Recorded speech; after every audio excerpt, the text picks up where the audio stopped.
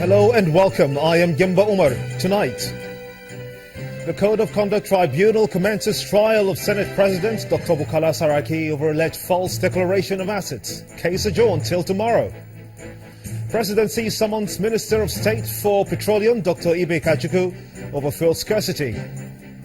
An INEC chairman pushes for establishment of special tribunal to try electoral offenders. And South African President Jacob Zuma survives opposition-sponsored motion to impeach him.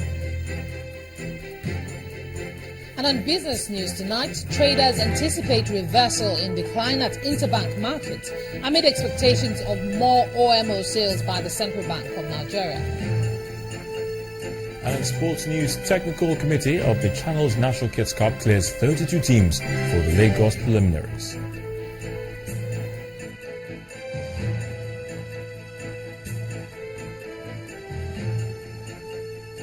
And from Abuja, I'm Linda Hibe. Fuel scarcity persists across the country as Nigerians bear the brunt.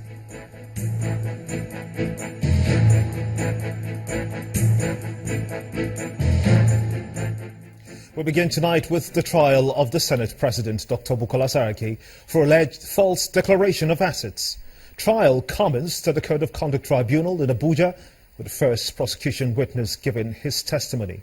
The witness, Michael Wekpas, an operative of the Economic and Financial Crimes Commission, told the tribunal that investigations of the Senate President's assets followed various petitions, one of which was from a civil society group called the Kwara Freedom Network, which made allegations of abuse of office, misappropriation of public funds and money laundering against the Senate President, who was a former governor of Kwara State. The witness told the court that a total of 4 billion naira loan was obtained from different commercial banks and used to purchase property in Lagos and in Abuja, which were not declared by the Senate President as a public officer. Our correspondent, Amaka Okafo, has a report. Dressed in his usual white flowing agbada, the Senate President arrived at the tribunal in company of some federal lawmakers. At the beginning of the proceedings, the Senate President, through his lawyer, asked for an adjournment, but the application was rejected by the tribunal, following opposition by the prosecutor. The first witness presented by the prosecutor is an operative with the Economic and Financial Crimes Commission, Mr. Michael Wekpas, who told the tribunal the findings of his investigation following several petitions against the Senate President by some civil society groups. According to the witness, the Senate President operated several accounts in local and foreign currencies with many commercial banks, and the deposits in those accounts were made with funds received by various persons from the Senate President and loans he acquired from a commercial bank. He testified that some of the funds were used to acquire several properties, some of which were not declared, and others declared as assets acquired from sales of sugar. The witness said the findings by his team indicate that the properties were purchased with funds collected as loans from a commercial bank through a company named Carls's Properties and Investments Limited, belonging to the Senate President. The witness also told the tribunal that 5 other properties purchased and maintained by the company located in Ikoyi, Lagos and Maitama, Abuja were not declared in the asset declaration form submitted to the Code of Conduct Bureau by the Senate President. The 6 asset declaration forms submitted to the Code of Conduct Bureau by the Senate President were tendered and admitted as exhibits by the tribunal, while counsel to the Senate President reserved his objection on the documents to a later date. We saw what happened today, and we argued, using almost half of the day to argue whether to proceed or not to proceed. But eventually, I think good reasoning prevailed, and we are proceeding. The prosecutor can say what he believes the position is. The fact remains that defendant has a right to present arguments which the defendant believes are in the interest of his case. When you are handling a case, you may decide to handle it depending on how you assess the case, you determine your strategy. It's been a long day at the tribunal, and even though the witness-in-chief has not concluded his testimony at the request of the parties in the suit, the chairman of the tribunal adjourned to the 6th of April for the witness to conclude his testimony and possibly be cross-examined by the defendants. Amaka Okafor, Channels Television News. Meanwhile, Senate President Dr. Bukola Saraki has said that he's glad that his trial before the Code of Conduct Tribunal on Assets Declaration in 2003 has finally commenced. Dr. Saraki said that the proceedings of today has given him confidence that if the trial is conducted fairly, he will be vindicated. The Senate President noted that even though the prosecution tried to bring in some dramatic narratives, he was hopeful that when time comes, his lawyers will have the opportunity to present his case.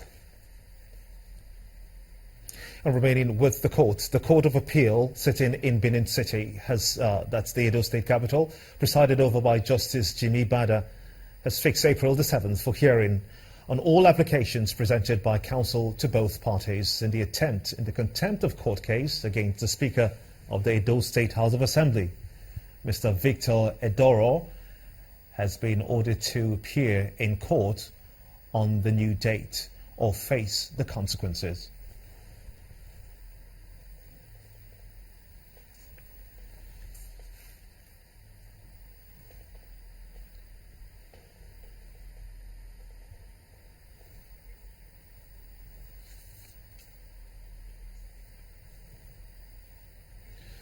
Moving on to other stories now. The Deputy Speaker of the Nasarawa State House of Assembly, Godiya Akwashiki, has denied the allegations by the 6 suspended lawmakers that the leadership of the House received money from the state government to approve the appointment of sole administrators.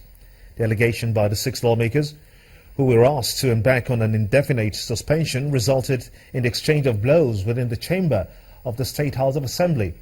Meanwhile, one of the 6 suspended lawmakers told journalists that they are seeking redress in court. The suspension is to be effected without allowances.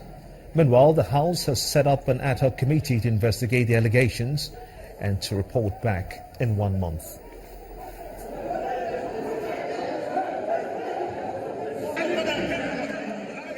Process as far as the institution of lawmaking in every state and even the National Assembly is concerned, because this is an institution where you disagree in order to agree. At times, even in enacting law for peace, order, and good governance, at times we say we kill the law when it reads the second reading. So when you are trying to kill the law, you must disagree in order to agree. That anything that is not in the better interest, you kill the law. And let me also tell you, the Assembly is a place or institution whereby public opinion, the majority votes count. So what has happened today, I want to believe, is a normal process as far as the lawmaking institution is concerned. So it's the first time. And as a lawmaker, I will request that the video or the clip of any person that said we were bribed should be tendered before this House. And I want to assure you that this House will not dust the issue on ground, that we are going to deep onto the issue to make sure to ascertain the true position of what happened. It is most unkind and laughable for anyone to say that Governor Umaru Tanko Al-Makura, bribed members of the Nasarawa State House of Assembly. The governor is recipient of most transparent governor in the whole country, as noted by Transparency International. And, Governor Umaru Tanko Al-Makura is one that is very precise about accountability. In fact, he is the only governor in Nigeria to have refused clearly to bribe his way out of 9 impeachment attempts to remove him from office between 2011 to 2014. The unruly conduct of lawmakers has remained an issue of discourse, and for many, the engagement in fisticuffs at the legislative chambers only goes to show the quality of assemblymen elected as representatives. Barely 48 hours ago, there was commotion in the Nasarawa State House of Assembly, with lawmakers throwing caution to the wind and engaging in a free-for-all fight. Joining me now on the news at 10 to look at the crisis in some state houses of assembly like in Nasarawa State and, of course, recently in Kogi State. It's a legal practitioner, Mr. Ebun Adeboro. I want to thank you so much indeed for coming on the news at 10. You indeed saw that fracas. I'm sure you must have seen the clip. The fracas that had just happened at the Nasarawa State House of Assembly is not too different from what we saw in Kogi State. Why do you suppose that we have this kind of behavior by the legislators?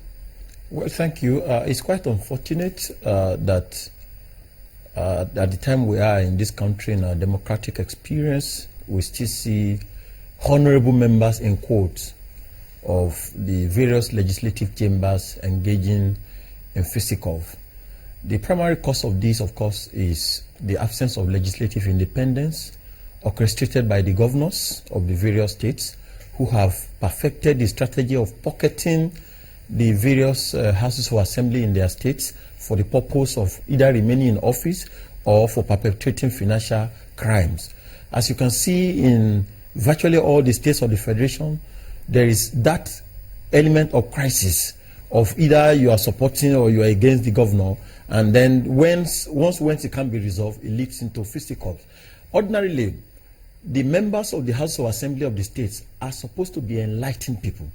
But if you check the Constitution of the Federal Republic of Nigeria, illiterates have been imposed on us because the minimum requirement to occupy a seat in any House of Assembly, in any legislative chamber in Nigeria, is to have a school certificate or its equivalent. So we have illiterates, I'm sorry to say, who occupy Houses of Assembly and do not know the responsibility they ought to discharge in terms of lawmaking. Are you suggesting that that should be changed, that law, that you should have more qualifications? Oh, surely. The Constitution is imposing illiteracy on us, either in the National Assembly or even in the House of Assembly, by asking that only school certs or its equivalent. You don't even need to have the school cert. If you have worked in UAC, if you have worked in any multinational company for 10 years without even attending the four walls of any classroom, you are qualified to occupy the assembly of any state. And then beyond that is the issue of how to check the excesses of the governors. If you check through the last regime of the Jonathan administration, every effort to save money was resisted by the governors. You remember Saraki was the chairman of the Governors Forum. Amechi was also chairman. They blocked every attempt. So the governors fight the president at the federal. Then they come back and lord it over the local government by creating a joint account in which they seize all the revenue of the local government and impose caretakers, contrary to Section 7 of the 1999 Constitution that says that only a democratic system of governance can only endure in the local government area. So you see the governors imposing sole administrators, caretaker committees, and forcing the Houses of Assembly of the states to make laws endorsing those caretakers. So actually in all the states of the Federation, there is nowhere you see democratically elected people holding in office. So the governors are imposing on us sole administrators and then enacting a situation whereby you see civilian coup. So what's your final words? Well, the final word, of course, is very simple. The people who have elected our legislators into office, anytime they behave in the manner we have seen in Nasarawa, in the manner we saw in Kogi, in the manner we saw in Edo, where legislators were removing roof, in the manner we saw in Rivers, where they were using mace to break their heads, they should recall them and look for other honorable people who can behave in such decent manner and give dignity to the business of lawmaking. Because these people don't know the purpose for which they were elected. Well, they'll have to go through an electoral process again all over to get the credible people, if that is the word you're referring to be in office. But I do sincerely apologize. That's the much we can have with you on the news at 10. Ebun Adeboro, a lawyer, of course, and a civil rights activist. I want to thank you so much indeed for sharing your thoughts. Thank you. On the news at 10. In part 2, after the break, the PDP inaugurates special 4 committees ahead of the party's national convention. Stay with us.